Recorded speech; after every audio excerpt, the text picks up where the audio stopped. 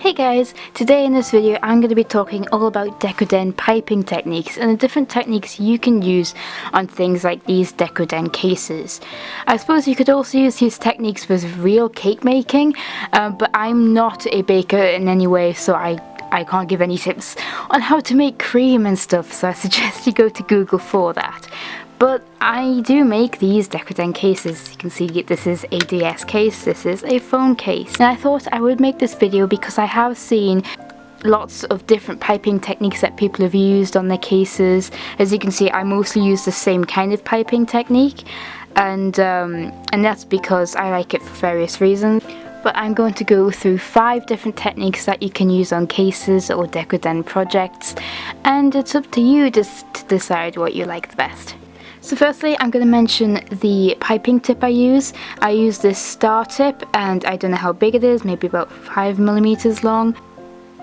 It is around just over 5mm long. It doesn't really matter on the size. I use a fairly large one, just because I like getting a larger piping shape out of it, and it fills up the case a lot better, I think.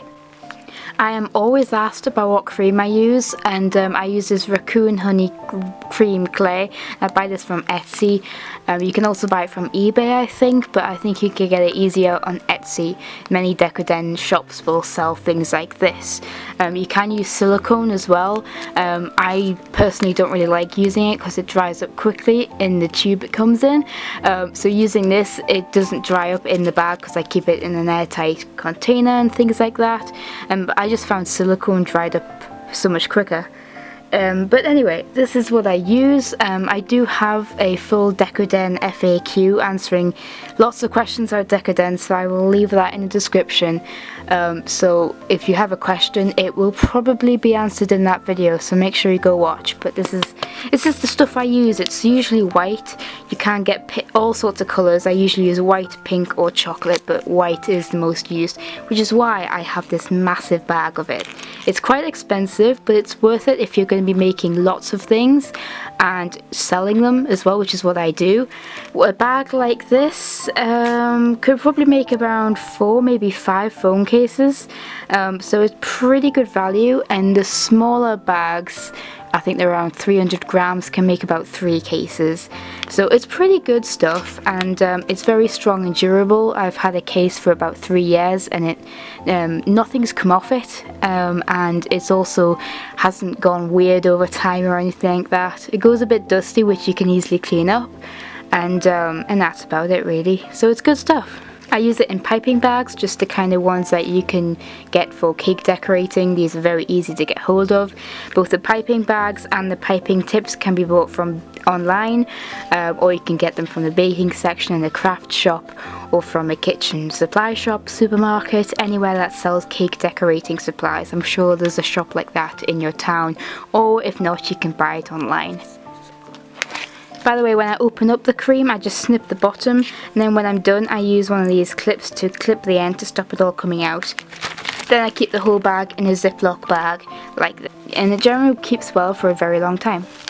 So here I have put some of the cream into the piping bag. I put the icing tip in the bag first after cutting a hole, then squeeze some of the cream in. I use a ruler just to scrape it all down, then I use a little twist tie. You can use a rubber band or something like that, just to tie the top like this, and then there's a load of plastic at the top. If it gets in your way, you can cut it off if you want to. I am going to be making a phone case today, so this cream won't go to waste. Generally don't put too much in, because you can always add more into the bag while making a case, but if you put loads in and you have loads left over, you either have to use it up or it goes to waste basically. And there's no real way of keeping it, because it will dry up. Because the tip is open, it will just dry up through the inside here. So the first technique I'm going to show you is just a simple straight line or a zigzag. It's very easy. So you hold the bag like this, gripping at the very top around here, and then you squeeze a line out.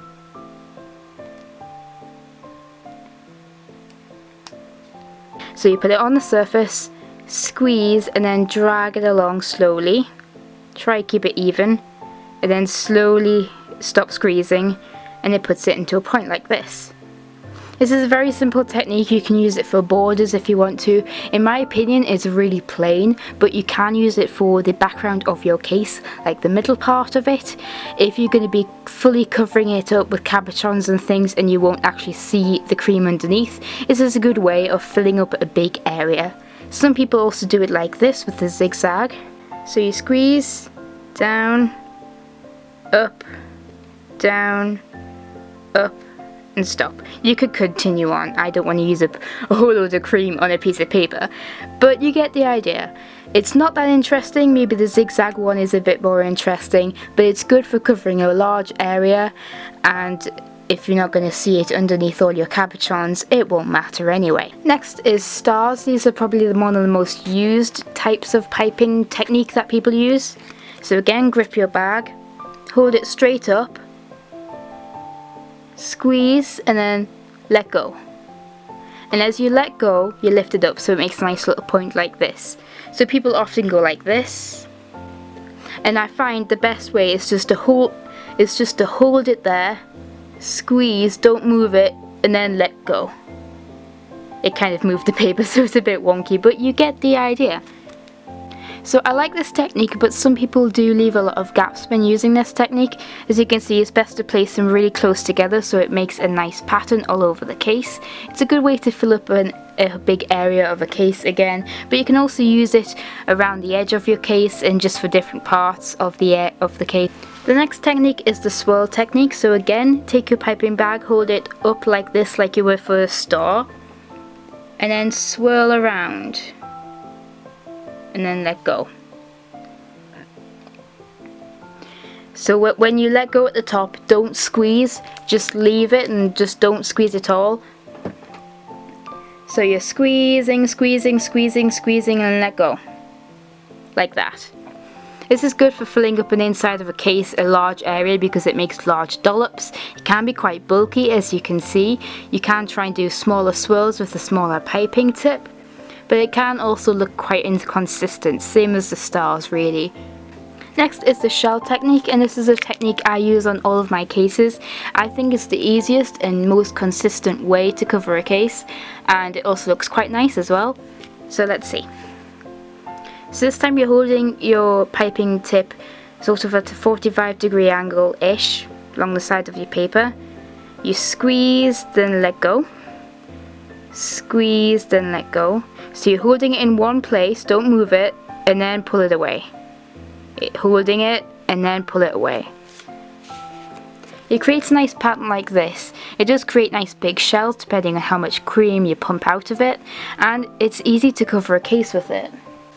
It's also good for using it for borders as well, and just all general purpose covering with cream basically. The last technique I'm calling a long swirl. I honestly don't know the full names of all these techniques. I kind of just made them up, but this is what I'm calling it. This is probably the hardest one, but again, you're holding your piping bag like this, you're pumping some out and then going round in a swirling motion, and then let go. So again, you put it on and go around. As you can see, it's quite difficult to do. It's very bulky as well, so I don't really know whether you can actually use this on a phone case or not. You could probably use it on a large Decoden project that you won't carry around in your bag all the time. And it does look pretty neat, but that's when you manage to do it right. It's kind of difficult to do, and it's also hard to make it look consistent. As you can see, this one is a lot bigger compared to this one. It just depends on how you do it. It also uses up quite a lot of cream because it's quite big. That could be down to the large icing tip as well. Maybe a small icing tip would be quite good. You could use it for borders then, it wouldn't be too bulky. But that's just my thoughts on it. It looks cool, but it's just a little bit too difficult really. But it's another technique that you can use. So once again, these techniques were the straight line.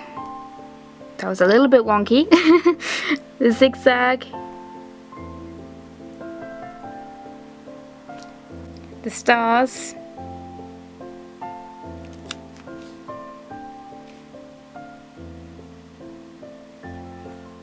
swirls,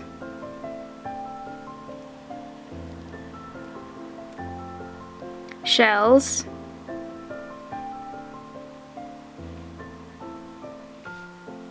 and the long swirl.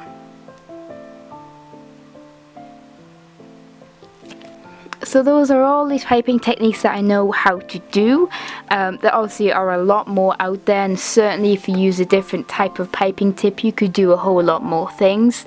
I will leave a link in the description to real cake icing techniques, but you can also use those for Decoden quite easily.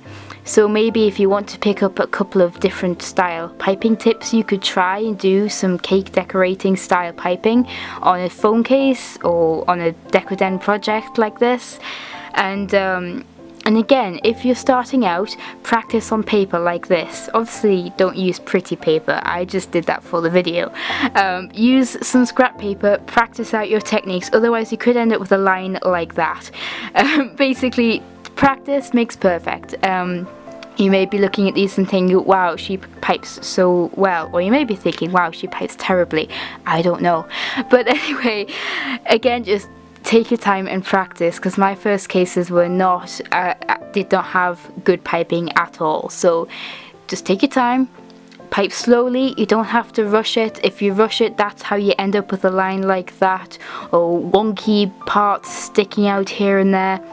Take your time, make sure it looks neat. Keep your shapes close together. For example, the stars, if you keep them close together, they will look so neat. Make sure there's no gaps in between things, because I think gaps don't look so good, in my opinion, unless of course you cover them with cabochons and things like that. So I hope you found this video just a little bit helpful. If you want any more videos on like Decoden tips and tricks, maybe I could do that. I have lots of Decoden progress videos so you can see how I do the cases. It's pretty easy. You basically pipe on the cream, stick your stuff on, and then let it dry for like a day or two, and that's pretty much it.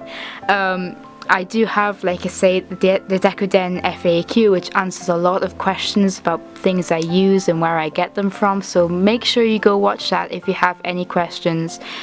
But yeah, I also have a video on how to do the hot glue dripping sauce on the sides of cases as well, which you can also do. But yeah, that was my cream techniques video, and I hope it was helpful, and I will see you guys in the next one. Bye!